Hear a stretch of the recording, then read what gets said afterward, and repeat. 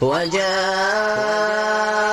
على قميصه بدم كذب قال بل سولت لكم أنفسكم أمرا فصبر جميل والله المستعان على ما تصفون. وجاءت سيارة فأرسلوا واردهم فأدلى دلوه قال يا بشرى هذا غلام وأسروه بضاعة والله عليم بما يعملون.